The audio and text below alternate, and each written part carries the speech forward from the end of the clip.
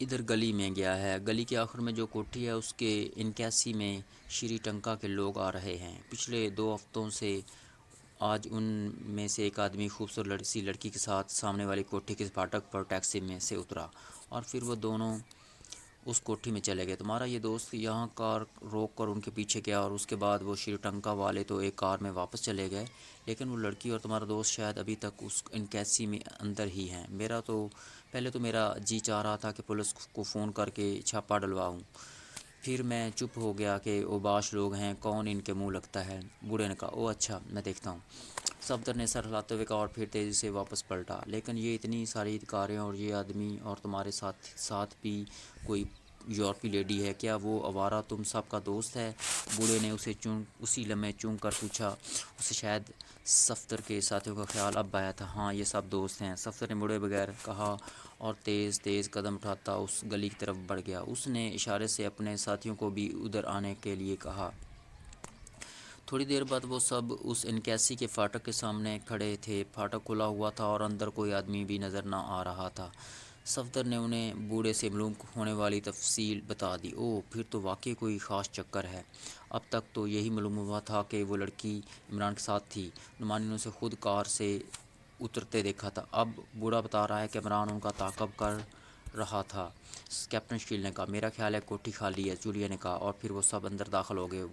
2 bed room کی یہ انکیسی واقعی خالی پڑی ہوئی تھی۔ ارے، یہ تو وہی سوٹ کیس ہیں جو کار سے اترتے وقت اس لڑکی کے ساتھی کے ہاتھوں میں تھے، نعمانی نے کہا۔ ہاں، انہی سوٹ کیسوں کو میں نے فلیٹ سے اترتے وقت عمران کے ہاتھوں میں دیکھا تھا، تنویر نے سر ہلاتے ہوئے کہا۔ اس کمرے کی حالت بتا رہی ہے کہ یہاں اچھی خاصی جنگ ہوتی رہی ہے، صفدر نے کہا۔ میرا خیال ہے یہاں کی مکمل تلاشی لی جائے، شاید کوئی بات سامنے آ جائے، کیپٹن شکیل نے کہا۔ تم کوٹھی کی تلاشی لو، میں ان سوٹ کیسوں کو دیکھتی ہوں، جولیا نے کہا، اور پھر اس نے سوٹ کیس کھولنے شروع کر دیے۔ دونوں سوٹ کیسوں میں نسوانی ملبوسات اور اس قسم کا روزمرہ کا سامان موجود تھا۔ وہ اسے الٹ پلٹ کرتی رہی اور پھر تھوڑی دیر بعد وہ ایک خفیہ خانے سے ایک کارڈ برآمد کرنے میں کامیاب ہوگی۔ اوہ، تو یہ لیڈی سندرتا شری ٹنکا سیکرٹ سروس کی رکن ہے، جولیا نے کارڈ دیکھتے ہی چون کر کہا۔ کیا ہوا؟ پاس کھڑے ہوئے صفدر نے چون کر کہا۔ دیکھو، یہ سیکرٹ سروس کا شناختی کارڈ ہے اور اس پر لیڈی سندرتا کا نام بھی لکھا ہوا ہے، جولیا نے اٹھ کر کارڈ صفدر کی طرف بڑھاتے ہوئے کہا۔ ہاں واقعی، صفدر نے سر ہلاتے ہوئے کہا، اس کا مطلب ہے کہ تنویر اور سلمان دونوں ہی غلط سوچ رہے ہیں۔ لیڈی سندرتا عمران سے شادی کرنے نہیں بلکہ وہ کسی خاص مشن پر آئی ہے، جولیا نے ایک طویل اطمینان بھرا سانس لیتے ہوئے کہا۔ اس کا انداز ایسا تھا، محسوس ہو رہا تھا جیسے اس کے ذہن سے ٹنوں بوجھ اتر گیا ہو۔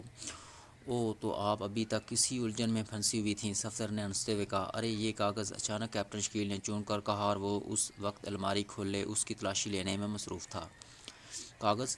صفدر اور جولیا نے بھی چون کر اس کی طرف دیکھا۔ کیپٹن شکیل فل اسکیپ کا کاغذ اٹھائے ان کی طرف بڑھ رہا تھا۔ کاغذ خاصا مڑا توڑا تھا۔ یہ تو کوڈ میں ہے، کیپٹن شکیل نے کہا۔ کوڈ میں؟ دکھانا ذرا، صفدر نے کہا اور پھر کیپٹن شکیل کے ہاتھوں سے کاغذ لے لیا۔ یہ تڑا مڑا ایک کونے میں پھنسا ہوا تھا، بس اس کا کونا نظر آ رہا تھا۔ پہلے تو میں نے خیال نہیں کیا، پھر جب میں نے اسے کھینچا تب پتہ چلا، کیپٹن شکیل نے وضاحت کرتے ہوئے کہا۔ یہ تو کوئی نامانوس سا کوڈ ہے، میں نے پہلے کبھی نہیں دیکھا، صفدر نے کاغذ کے غور سے دیکھتے ہوئے کہا۔ اسی لمحے باقی ممبرز بھی کمرے میں آ گئے۔ وہ سب خالی ہاتھ تھے، کچھ بھی نہیں ہے انکیسی میں، بالکل خالی پڑی ہوئی ہے، نعمانی نے منہ بناتے ہوئے کہا۔ دکھاؤ، میں ٹرائی کروں، شاید میری سمجھ میں آ جائے، جولیا نے صفدر کے ہاتھ سے کاغذ لیتے ہوئے کہا۔ ارے یہ تو ٹنکارا کوڈ ہے، مجھے دکھاؤ، میں اسے ڈی کوڈ کر سکتا ہوں، تنویر نے تیز لہجے میں کہا۔ ٹنکارا کوڈ؟ یہ وہ کیا ہوتا ہے؟ آج تک تو اس کا نام نہیں سنا، صفدر اور جولیا نے بے وقت آواز میں ہوتے ہوئے کہا۔ یہ کاٹکام کی پہاڑی باغی قبائل کا کوڈ ہے، ملٹری انٹیلیجنس کے زمانے میں نے خاصا وقت گزارا ہے کاٹکام کے علاقے میں، تنویر نے کہا۔ اوہ، شری ٹنکا کا علاقہ بھی تو کاٹکام کی پہاڑیوں سے معلقہ ہے، کیپٹن شکیل نے کہا۔ ہاں بالکل، یہ ٹنکارا کوڈ ہے، باقی قبائل کا اپنا ایجاد کردہ کوڈ، باغی قبائل کا اپنا ایجاد کردہ کوڈ، تنویر نے سر ہلاتے ہوئے کہا اور پھر اس نے فرش پر پڑا ہوا ایک خالی کاغذ اٹھا کر اس کاغذ پر موجود عبارت کو ڈی کوڈ کرنا شروع کر دیا۔ وہ سب اکٹھے ہو کر اس کی ڈی کوڈ کو عبارت کو پڑھنے میں مصروف ہو گئے۔ اوہ تو یہ چکر ہے، صفدر نے سر ہلاتے ہوئے کہا۔ کیا ہوا؟ جولیا نے پوچھا، جو ان سب کے اکٹھے ہونے کی وجہ سے ذرا ایک طرف ہٹ گئی تھی۔ جولیا گو مغربی نژاد تھی، لیکن پاک ایشیا میں طویل عرصہ رہنے کے بعد اس میں بھی مشرقی اقدار کا پرتو آ گیا تھا۔ یہی وجہ تھی کہ کئی مردوں کے اکٹھے ہونے کی وجہ سے وہ ان سے ہٹ کر کھڑی ہو گئی تھی۔ مس جولیا، یہ تو بڑا گہرا چکر ہے۔ یہ سالومن تنظیم کے چیف کنگ کوبرا کی طرف سے کسی بٹاکر کے نام ہے۔ اس میں درج ہے کہ بٹاکر مینیجر اور جشورا سمیت پاک ایشیا آئے گا، اور بالمورا سائنسدان جب اپنے فرضی اغوا کا ڈرامہ رچا کر اس کے پاس پہنچے گا تو وہ اسے خفیہ طور پر شری لنکا پہنچا دے گا، تاکہ لیڈی سندرتا کو بھی اغوا کر کے بالمورا کے پاس پہنچا دیا جائے، اور اس طرح بالمورا کی شرط پوری ہو جانے پر اس سے بالمورا رائفل کا فارمولہ حاصل کر لیا جائے گا۔ صفدر نے مختصر طور پر عبارت کا مفہوم بتاتے ہوئے کہا۔ اب میں سمجھ گئی اصل چکر کیا ہے، جولیا نے سر ہلاتے ہوئے کہا، اور سب جولیا کی طرف متوجہ ہو گئے۔ میرا اندازہ ہے کہ بالمورا دراصل سالومن تنظیم سے ملا ہوا ہے، لیکن وہ شاید اس لڑکی لیڈی سندرتا کا عاشق تھا، اس لیے اس نے بالمورا رائفل کا فارمولہ سالومن تنظیم کو دینے کی شرط یہی لگائی کہ لیڈی سندرتا کو اس کے حوالے کیا جائے۔ اب صورتحال یہ ہو گئی کہ لیڈی سندرتا سیکرٹ سروس کی رکن تھی، اس لیے شری لنکا میں اس کا ہوا وہاں کی پوری سیکرٹ سروس کو حرکت میں لا سکتا تھا۔ چنانچہ یہ پلان بنایا گیا کہ بالمورا کے فرضی اغوا کا ڈرامہ پاک ایشیا میں رچایا جائے۔ لیڈی سندرتا بالمورا کو برآمد کرنے کے لیے جب یہاں آئے تو اسے اغوا کر کے بالمورا کے پاس پہنچا دیا جائے۔ اس طرح شری لنکا والے بھی یہی سمجھتے رہیں گے کہ لیڈی سندرتا پاک ایشیا میں کام کر رہی ہے یا کسی نے وہیں اسے اغوا کر لیا ہے، اور بالمورا کی تلاش بھی پاک ایشیا میں ہی ہوتی رہے گی۔ جولیا نے کہا۔ آپ کا اندازہ درست معلوم ہوتا ہے، کیوں نہ کہ اس کاغذ سے اسی قسم کا مفہوم نکلتا، لیکن اس میں دو باتیں غور طلب ہیں۔ ایک تو یہ کہ بک اسٹال والے بوڑھے کے مطابق لیڈی سندرتا ان لوگوں کے ساتھ اپنی مرضی سے آئی، حالانکہ انہوں نے عمران کے فلیٹ پر حملہ کر کے اس کے ساتھی کو بھی قتل کر دیا تھا، اور دوسری بات یہ ہے کہ تنویر کے مطابق کار میں عمران اور لیڈی سندرتا سوار ہوئے تھے، لیکن نعمانی کے مطابق مین مارکیٹ میں عمران کی کار سے لیڈی سندرتا کے ساتھ ایک اور آدمی بھی اترا، جو کہ بک اسٹال والے کے مطابق شری لنکا کا باشندہ تھا، اور پھر عمران ان کا تعاقب کرتے ہوئے یہاں تک آیا اور اب سب غائب ہیں۔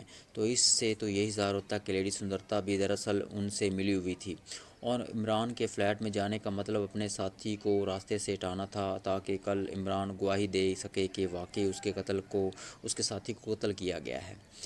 صفدر نے مزید تجزیہ کرتے ہوئے کہا، لیکن اگر لیڈی سندرتا ان کے ساتھ ملی ہوئی ہوتی تو پھر یہ کام شری لنکا میں بھی ہو سکتا تھا۔ جب لیڈی سندرتا اور بالمورا آپس میں راضی تھے تو پھر سارا مسئلہ ہی ختم ہو جاتا، شرط کی ضرورت ہی نہیں تھی، اور پھر عمران بھی غائب ہے۔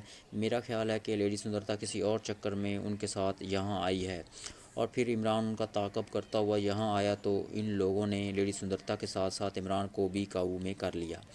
جس طرح بھی کیا، اس کے بعد وہ ان دونوں کو لے کر یہاں سے چلے گئے۔ جس کار میں واپسی کا ذکر بک اسٹال والا بوڑھا کر رہا تھا، اسی میں یقیناً لیڈی سندرتا اور عمران موجود ہوں گے، اور لازماً بے ہوش ہوں گے۔ کیپٹن شکیل نے کہا۔ تمہاری بات درست لگتی ہے، اس کا مطلب ہے کہ وہ لوگ اب یہاں سے نکلنے کی کوشش کریں گے، اور تو ہمیں انہیں روکنا چاہیے، جولیا نے کہا۔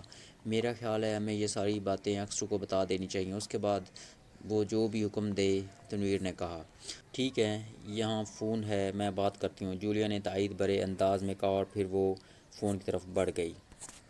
دوسری طرف عمران کی آنکھیں کھلیں تو چند لمحے تو وہ لاشعوری کیفیت میں بے حس و حرکت پڑا رہا، لیکن پھر آہستہ آہستہ اس کا شعور جاگنے لگا، اور اسے وہ منظر یاد آ گیا جب وہ گارڈن ٹاؤن کی انکیسی میں داخل ہو کر ایک روشن دان سے اندر کمرے میں ہونے والی لیڈی سندرتا اور سالومن تنظیم کے افراد کی جنگ دیکھ رہا تھا، کہ اچانک اس کی کھوپڑی کے پچھلے حصے پر جیسے قیامت ٹوٹ پڑی ہو۔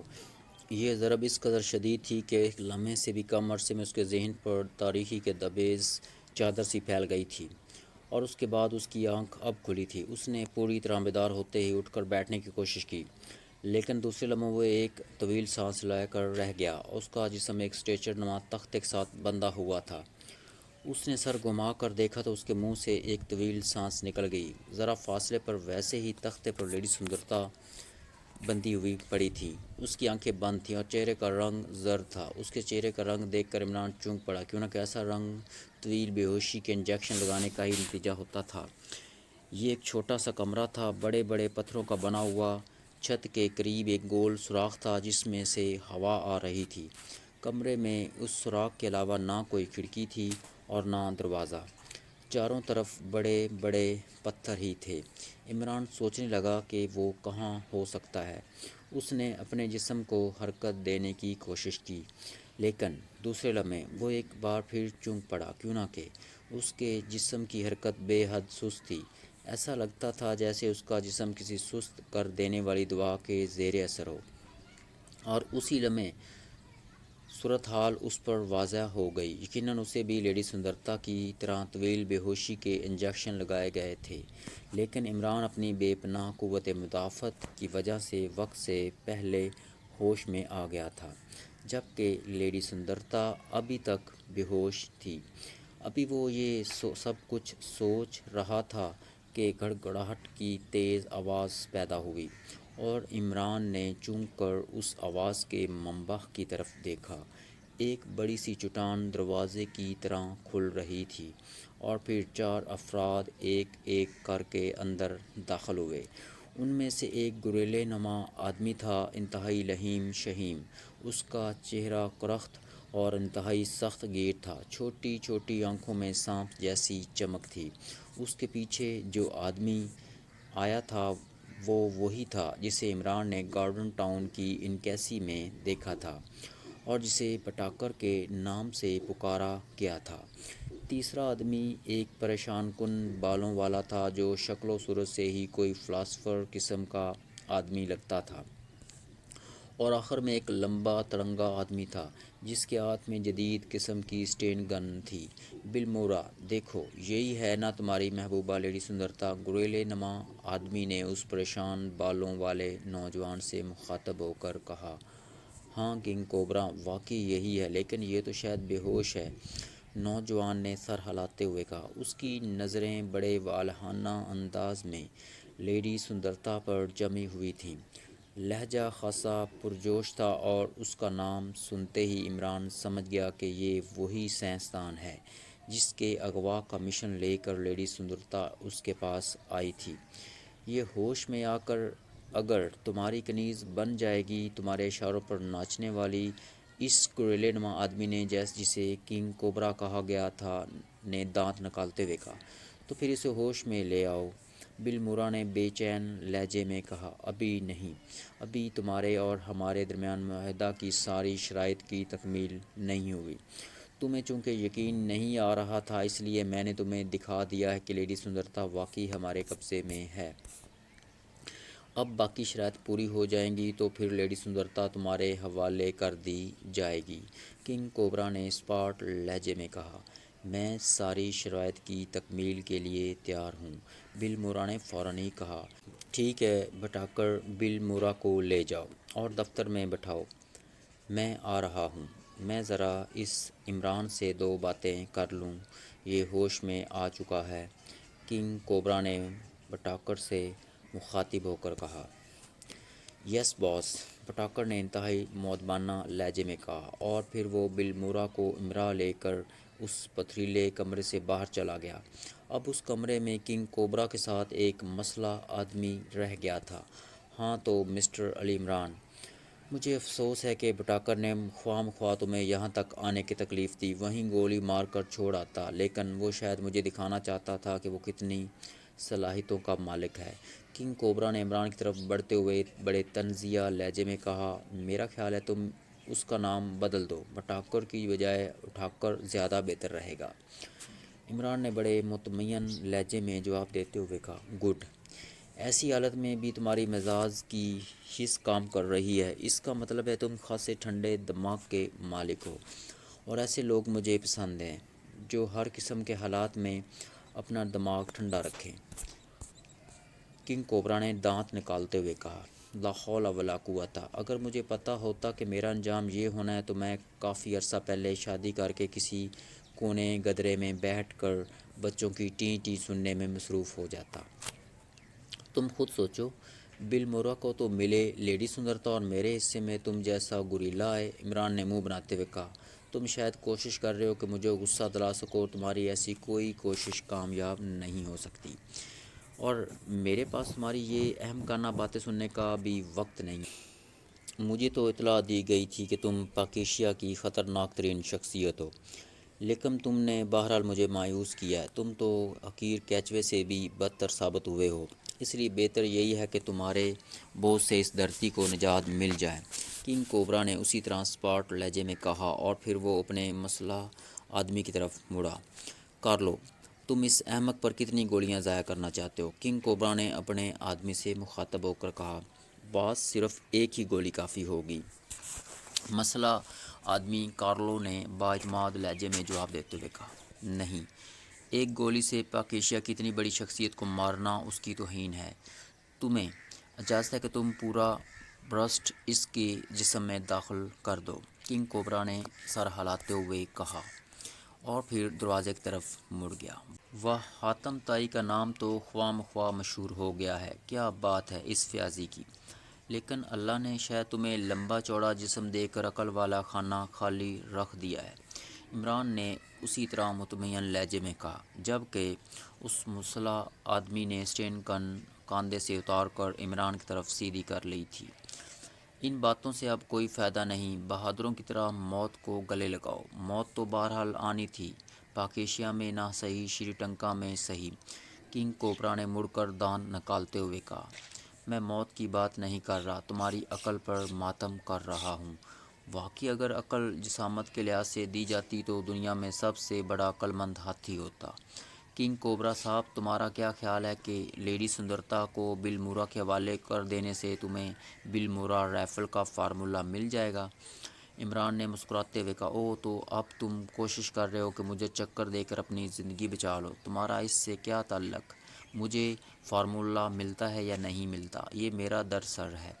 کنگ کوبرا نے اسی طرح اسپاٹ لہجے میں جواب دیتے ہوئے کہا، وہ واقعی انتہائی ٹھنڈے دماغ کا آدمی تھا۔ تعلق ہے تو اس لیے کہہ رہا ہوں، میں نے تو بہرحال مر ہی جانا ہے، البتہ چاہتا ہوں مرتے مرتے تم پر بھی احسان کر جاؤں۔ سنو، بل مورا کے پاس رائفل کا فارمولہ موجود نہیں ہے، اصل فارمولہ اس سے پہلے ہی پاکیشیا حکومت وصول کر چکی ہے، اور اس کے عوض اس نے لمبی رقم وصول کی ہے، باقی سب ڈرامہ ہے۔ عمران نے جواب دیا، کیا مطلب؟ بل مورا کا پاکیشیا کی حکومت سے کیا واسطہ؟ کنگ کوبرا کے لہجے میں پہلی بار تشویش کی پرچھائیاں ابھریں۔ اس لیے تو کہہ رہا ہوں کہ تمہارا عقل والا خانہ خالی ہے، جناب کنگ کوبرا صاحب۔ ایک باغی تنظیم قائم کر لینا اور بات ہے، اور ملکی معاملات کو سمجھنا اور بات ہے۔ اگر تمہیں یقین نہ آئے تو بل مورا کو یہاں بلا لو، ابھی میں اس کے منہ سے کلوا دیتا ہوں کہ اصل صورتحال کیا ہے۔ عمران نے بڑے بااعتماد لہجے میں جواب دیتے ہوئے کہا، کارلو، جاؤ اور بل مورا کو بلا لاؤ، ابھی فیصلہ ہو جاتا ہے۔ کنگ کوبرا نے ہونٹ کھینچتے ہوئے مسلح آدمی سے مخاطب ہو کر کہا، اور اس آدمی نے ہاتھ میں پکڑی ہوئی اسٹین گن جلدی سے کاندھے پر لٹکائی اور تیزی سے دروازے کی طرف مڑ گیا۔ یہ تمہیں اتنا بڑا ڈرامہ کھیلنے کی ضرورت ہی کیا تھی کہ بل مورا کا فرضی اغوا ظاہر کیا جائے اور پھر لیڈی سندرتا کو اغوا کرا کر اس کے حوالے کیا جائے؟ خواہ مخواہ کی درد سری! عمران نے منہ بناتے ہوئے کہا، یہ ہمارے اپنے معاملات ہیں، ہم جیسے مناسب سمجھتے ہیں کرتے ہیں، تمہیں مشورہ دینے کی ضرورت نہیں ہے۔ کنگ کوبرا نے سخت لہجے میں جواب دیا۔ اسی لمحے بل مورا دروازے میں نمودار ہوا، وٹاکر بھی اس کے ساتھ تھا، البتہ وہ مسلح آدمی واپس نہ آیا تھا۔ آپ نے مجھے بلوایا ہے؟ بل مورا نے قریب آتے ہوئے کہا۔ ہاں، یہ شخص کہہ رہا ہے کہ تم نے رائفل کا فارمولہ حکومت پاکیشیا کو فروخت کر دیا ہے، کیا یہ سچ ہے؟ کنگ کوبرا نے انتہائی سخت لہجے میں کہا، اس طرح اگر یہ مان جائے تو پھر شاید اسے سائنسدان کے بجائے کسی یتیم خانے کا مینیجر ہونا چاہیے تھا۔ یہ تو میرا فن ہے کہ میں اسے سنواؤں گا۔ عمران نے بل مورا کے جواب دینے سے پہلے ہی کہا، بکواس ہے جناب، میرا بھلا حکومت پاکیشیا سے کیا تعلق؟ بل مورا نے فوراً ہی کہا، اب بولو۔ کنگ کوبرا نے عمران سے مخاطب ہو کر کہا، ادھر میرے قریب آؤ، ڈرو نہیں، میں تو بندھا ہوا ہوں، تمہیں کھا تو نہیں جاؤں گا۔ عمران نے یکت خلق انتہائی سنجیدہ لہجے میں بل مورا سے مخاطب ہو کر کہا، جاؤ، ویسے تو یہ بندھا ہوا ہے، اگر بندھا ہوا نہ بھی ہوتا تو میرے سامنے اسے ہاتھ ہلانے کی بھی جرات نہیں ہو سکتی، کنگ کوبرا نے کہا، اور بل مورا قدم بڑھاتا عمران کی طرف آیا۔ ادھر کان میرے منہ کے قریب لے آؤ، عمران اسی طرح سنجیدہ لہجے میں کہا، اور بالمورا کچھ نہ سمجھنے کے انداز میں عمران کی طرف لپکا، مگر دوسرے لمحے وہ یخت خلق چینکتا ہوا عمران کے اوپر جا گرا۔ عمران کے دونوں بازو جو تختے کے نیچے بندھے ہوئے تھے تیزی سے حرکت میں آئے تھے، لیکن چونکہ اس کا جسم باقی جسم بندھا ہوا تھا اس لیے وہ اٹھ کر نہ بیٹھ سکتا تھا۔ اس لیے اس نے بالمورا کو جکڑ کر اپنے اوپر گرا لیا۔ اس کا بازو بالمورا کی گردن کے گرد جم گیا تھا۔ بالمورا اس کی گرفت میں جکڑا ہوا بری طرح تڑپ رہا تھا۔ خبردار، اگر کسی نے حرکت کی تو میں اس کی گردن توڑ دوں گا اور اس کے بعد تم ہمیشہ کے لیے فارمولے سے ہاتھ دھو بیٹھو گے، عمران نے گھبراتے ہوئے کہا۔ اور کنگ کوبرا اور بٹاکر جو عمران پر جپنا ہی چاہتے تھے، یخت خلق رک گئے۔ اوہ میں تمہیں گولی مار دوں گا، کنگ کوبرا نے بری طرح چیختے ہوئے کہا۔ مجھے گولی لگنے سے پہلے بالمورا ہلاک ہو چکا ہوگا۔ سنو، مجھے تمہارے مشن یا فارمولے سے کوئی مطلب نہیں، میں صرف یہاں سے زندہ واپس جانا چاہتا ہوں۔ اس لیے تمہاری بہتری اسی میں ہے کہ جیسے میں کہوں ویسے ہی کرو، عمران نے گھبراتے ہوئے کہا۔ اس نے ایک بار پھر بالمورا کو جھٹکا دیا تو بالمورا اس بری طرح چیخنے لگا جیسے اس کی روح پرواز کرنے والی ہو۔ اسے مت مارو، ٹھہر جاؤ، میں گارنٹی دیتا ہوں کہ تمہیں زندہ واپس بھیج دیا جائے گا۔ کنگ کوبرا نے بالمورا کی چیخیں سنتے ہی گھبرا کر کہا۔ اس کا چہرہ غصے اور جھنجھلاہٹ سے بری طرح بگڑ گیا تھا۔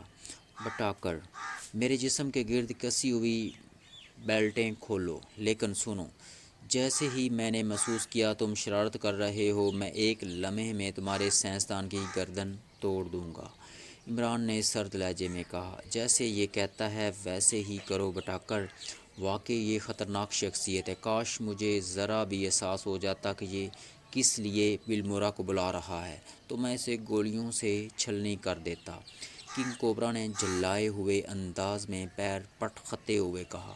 اور بٹاکر نے جلدی سے آگے بڑھ کر عمران کے جسم کے گرد کسی ہوئی بیلٹیں کھولنی شروع کر دیں۔ دوسرے لمحے عمران یخت خلق اچھل کر تختے سے اترا، اور شاید کنگ کوبرا اسی انتظار میں تھا۔ عین اسی لمحے جب عمران بالمورا سمیت اچھل کر تختے سے نیچے اترنے لگا، کنگ کوبرا بجلی کی سی تیزی سے گھوما اور اس نے بالمورا کو یخت خلق کارلو اور بٹاکر دونوں پر اچھال دیا۔ بالمورا چیختے ہوئے جیسے ہی ان سے ٹکرایا، عمران نے چھلانگ لگائی اور جیسے اڑتا ہوا وہ بیرونی دروازے پر پہنچ گیا۔ باہر نکلتے ہی اس نے اپنے آپ کو ایک گھنے جنگل میں پایا۔ یہ کمرہ ایک پہاڑی غار نما تھا، ساتھ ہی گھنے درختوں کے درمیان ایک بڑا سا ہٹ نظر آ رہا تھا اور کئی مسلح افراد اس ہٹ کے گرد موجود تھے۔ عمران باہر نکلتے ہی بجائے بھاگنے کے وہیں غار کے دہانے پر ہی رک گیا۔ دوسرے لمحے دوڑتے ہوئے قدموں کی آوازیں دروازے کی طرف آتی دکھائی دیں۔ یہ غار ڈھلوان پر تھی۔ عمران دہانے کے ساتھ ہی جمع کھڑا رہا اور پھر بٹاکر دروازے پر نمودار ہوا۔ وہ بے حد تیزی میں تھا کہ عمران نے یخت خلق ٹانگ آگے کر دی اور بٹاکر یخت خلق اچھلا اور پھر وہ سر کے بل چیختا ہوا پہاڑی ڈھلوان سے نیچے گرتا چلا گیا۔ اس کی چیخوں نے پورے ماحول کو تھرا کر رکھ دیا تھا۔ اسی لمحے کنگ کوبرا دروازے پر نمودار ہوا اور عمران نے بجلی کی سی تیزی سے اچھل کر اس کے پہلو میں زوردار ٹکر ماری اور بھاری بھرکم کنگ کوبرا چیختا ہوا دروازے کی دوسری سائیڈ سے ٹکرایا اور پھر بڑی بری طرح لڑکھتا ہوا ڈھلوان سے نیچے گرنے لگا۔ دونوں کے زوردار چیخوں سے ماحول گونج اٹھا۔ اس ہٹ نما عمارت کے ارد گرد پھیلے ہوئے بے شمار مسلح افراد دوڑتے ہوئے چاروں طرف سے اس غار کی طرف آتے دکھائی دیے۔ عمران بجلی کی سی تیزی سے مڑا اور پھر ان کی مخالف سمت پہاڑی کے اوپر چڑھتا چلا گیا۔